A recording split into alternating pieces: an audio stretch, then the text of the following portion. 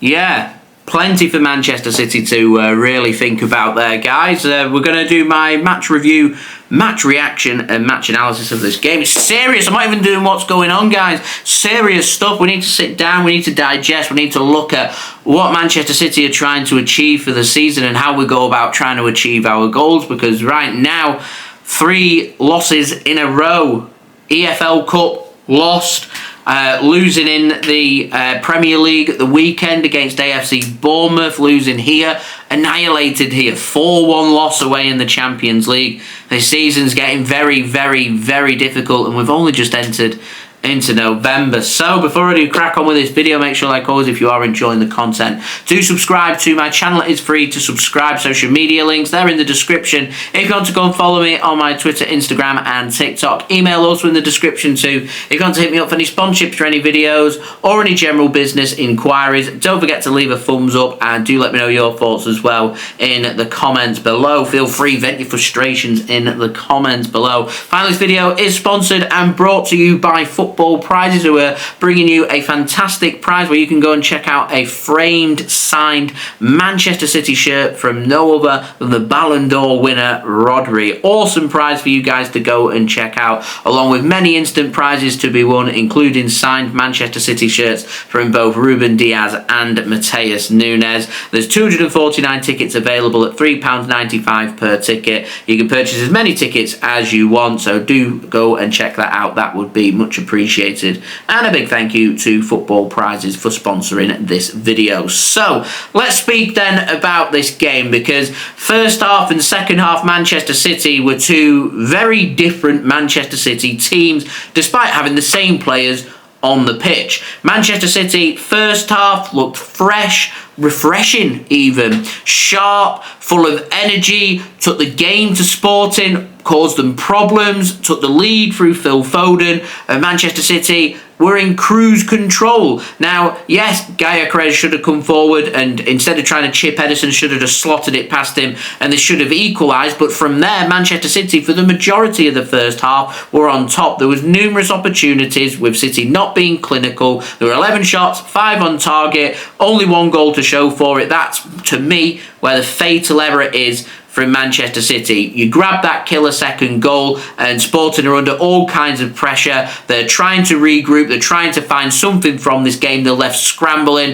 If I wanted to use boxing terms, they're left on the ropes. And that's exactly where Manchester City want them to be. And that's our best asset when it comes to defending as well. Putting teams under pressure, scoring goals, and we moved from there. And we had all the recipe of Man City being in cruise control, that everything was going our way, and it was all fine for 38 minutes. And then Gyokeres managed to be set away once more, clear of the Manchester City defenders, that high line exposed. Man City just haven't got their defence really sorted so far this season. Manages to get the ball over Ederson this time and into the back of the net, and him continuing his really good form for the season. So we go into the second half, and I think City's approach was just to try and dominate the possession of the football, obviously having more than 75% possession in the first half. The plan is to try and tire Sporting out in the hope that we can be patient, find a goal, and if not, you can chuck on some of the many attacking talents that we've got from the bench to try and come on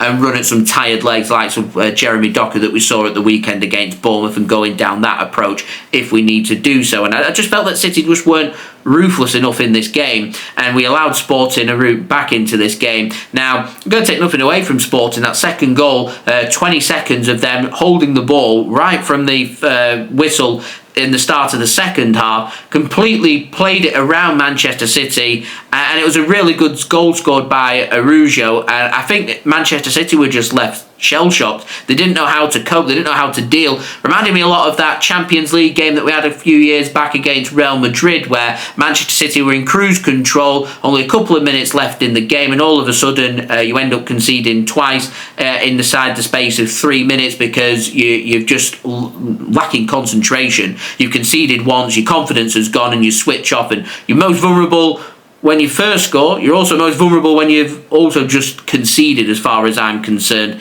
And Sporting pretty ruthless about it. Now, shoulder to shoulder coming together. Never a penalty for me for that third goal for Sporting on Josko Gvardiol. I think it was a bit of a joke decision, in my opinion. Penalty was given, though. Good finish from Gyokeres, and they obviously go 3-1 up. Man City are allowed a route back into the game through VAR and a handball, which Erling Haaland put onto the crossbar. Summed our evening up. It's not going our way, and then Gyokeres ends up from the penalty spot making it 4-1 with a fantastic dive from one of the Sporting players, which again Nunes just grabs hold of his sleeve. There's minimal in it.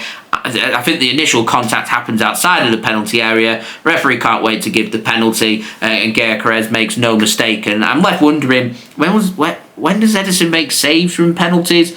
If we're going to have a high line, there's always a strong chance that if we're scrambling, that you're going to make a mistake and you're going to concede penalties. So if you've got a goalkeeper that can make saves from penalties, then that would be a huge bonus. I don't think penalty saving is Ederson's forte. Penalty taking is pretty brilliant at. In fact, I'm almost certain that Ederson would have scored that penalty rather than Erling Haaland. But, we're looking at the facts here. We're looking at a striker. Gyokeres had a very good game, scored a hat-trick without really needing to do too much because Man City were their own worst enemy. And we're looking here at a striker that was playing for Coventry City not even 2 years back, ripping Manchester City apart. And Manchester City now look clueless. Absolutely clueless from this game. The timings of the substitutions were all off. Kevin De Bruyne, Jeremy Doku, when you've just gone 3-1 down with 40 minutes left in the game, you lob them on, you chuck them on, you take defenders off, you're scrambling for the game. You may as well lose the game 5, 6, 7-1. I don't care. It makes no difference to try and run the risk and put yourself in the best possible position to come back into the game. Didn't happen. Poor timing with the subs.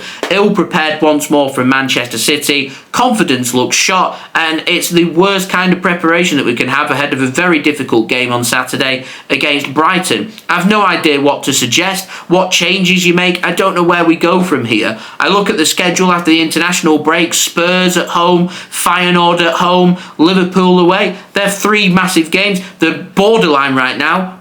3 must-win games for Manchester City. Things go south on Saturday for City. We're facing the prospect here of 4 games in a row of not winning, potentially 4 losses in a row, and you've got 2 weeks to think about it as well with an international break. Very much not where Manchester City want to find themselves. Now, in terms of the Champions League, this result is terrible.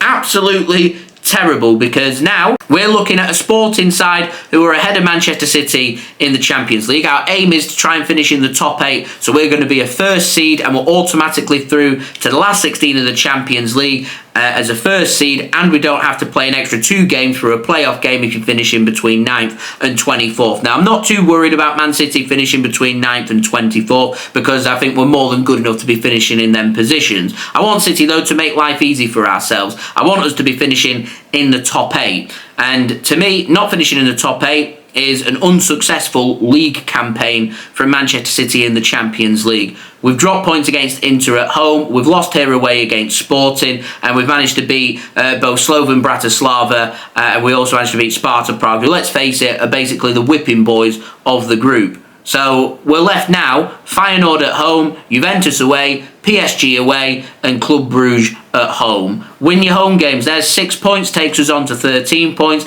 I think we're looking at 16 points will get you a top 8 finish. So it means now, because of this result, we have to go to one of Turin or Paris and win.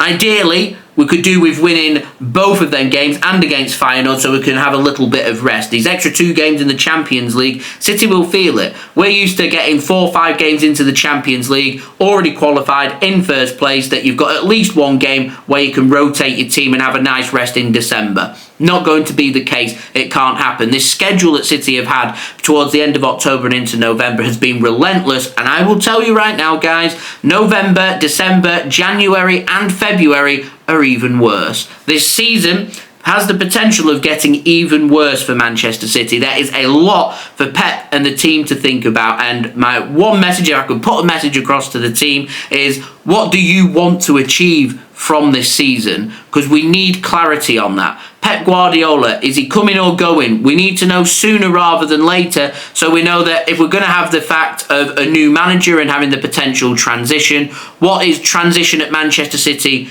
going to look like? We had a golden opportunity to take sporting manager Ruben Amorim, who right now Man United are smiling, thinking they've now got a psychological advantage over Manchester City because they're hiring a manager who's just beaten Pep Guardiola by 4-1. We've already hired Hugo Viana from Sporting CP, so we already have the good relations there, and Ruben Amorim's already been buttering up Manchester City and bigging up City's praises in the build-up to this game. If Pep Guardiola decides to announce in the next, month or two, which is when I'm expecting a decision to be made on his future, and he does decide that he doesn't want to renew a contract, we've missed out on a really good manager, and we've got to try and go elsewhere. Do you go away from Pep's style? Do you stick with somebody else? Who do you go for? Are you left scrambling? You've got to make a decision about players in January. Who do you want to bring in? What positions do we need to look at? Backup striker, defensive midfielder, spending some money. Who do you go out there and sign? What do you do about the ageing problem in Manchester City's team? Kyle Walker's pace looks gone. Ilkay Gundogan's legs look gone. There's so many teething problems for Manchester City mixed in with some injuries, and you end up with where we are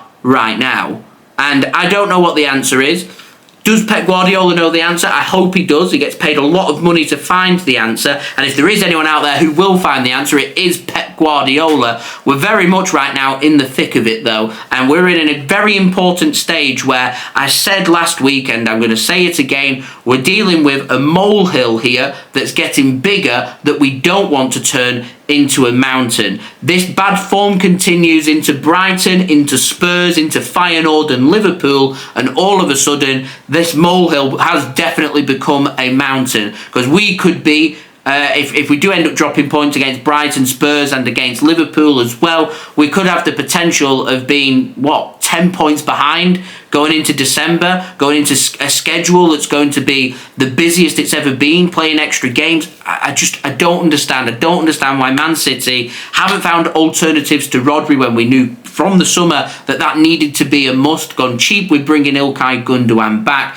relied on the sentimental factor rather than thinking with our heads and going with somebody who's more of a club legend here, rather than going with you needing fresh energy, because when you're bidding to try and win 5 Premier Leagues in a row, motivation for the players is going to be down. They've already won the Premier League 4 times in a row, so you need new players to come in who's going to give you that energy to keep you going in the difficult spots. Things like £100 million release clauses for Bruno Guimaraes, who's not won the Premier League and not won the Champions League, who does want to win these big prizes. Someone who can be the real engine in midfield, capable of taking games by the scruff of the neck and turning things around for Manchester City. That injection of energy, that positive energy, that leadership on the pitch, just not really there, and everything just seems so deflated. And I'm hoping that there's going to be some self-realisation on that plane home from Manchester City of what they want to achieve and take away from the season, because if they don't book their ideas up within the next month or so and things go south, there could be too much to do in the Premier League, and far too often we're relying on too good a form